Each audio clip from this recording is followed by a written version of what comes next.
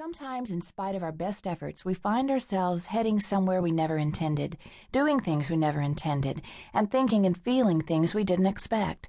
Sometimes, Mama goes south. Not geographically, like Cancun, don't we wish, but figuratively. Sometimes there are seasons when we find ourselves heading south, experiencing a downward, negative turn in our lives, where we fall short of living the way we desire or being the person we want to be. Sometimes life can go south through tragedy or terrible events beyond our control, and we need people who can help put our broken pieces back together again and serve us in practical ways. During such times, we also need the strong arms of our Heavenly Father to comfort us and see us through as only He can. But that kind of south is not my focus. I'm discussing when we go south, when I go south personally as a woman because of my choices or my complacency. Whether you're heading south, yearning for growth, or lying somewhere between the two, this recording can help you tap into your growth potential mentally, physically, and spiritually. The road south is a gradual slope. Sometimes we scarcely realize we've lost our visions, laid aside our dreams, or settled into mediocrity in an effort to get by with a little energy intact. But if we're not careful, we may open our bleary eyes to the fact that we're on our way to being far less than we once thought we'd be. Have you ever needed a change of direction? We all face stresses and distresses, but not one of us ever purposely sets out on a downward journey. We don't get up one day and decide, today I think I'll begin to let myself go. I want to look as haggard, unkempt, out of date, and wrinkly-faced as I can in 5 years, so I'll start today. No, we don't get up and say, I want to lose it emotionally as often as possible, so how close to the edge can I live? Or, sanity is so relative, clear mental processing and intelligent thought just take too much effort. And we never premeditate so distancing ourselves from God that we begin to even question His involvement in our lives or His existence. No one intentionally sets out to deteriorate physically, emotionally, mentally, or spiritually.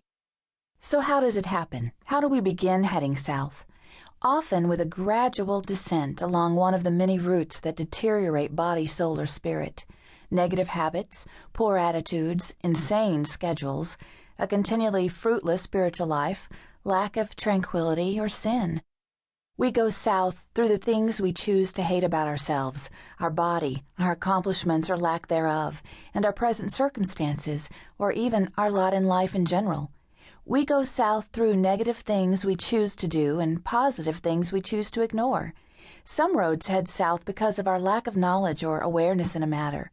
At other times, it's because of apathy or bad choices.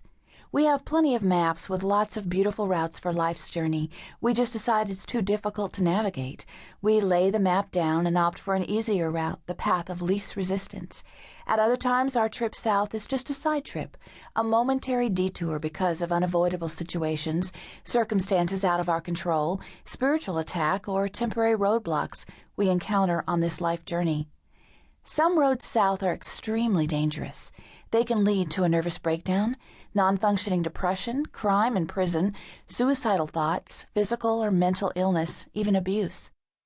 In the movie The Ya-Ya Sisterhood and in the Italian film Bread and Tulips, both main characters are mothers struggling enough to make them run away. They ditch their responsibilities and their families and just leave. And while a part of us may sympathize, deep within we know this is not right. Mothers aren't supposed to leave. Other roads south are less grave but still troubling.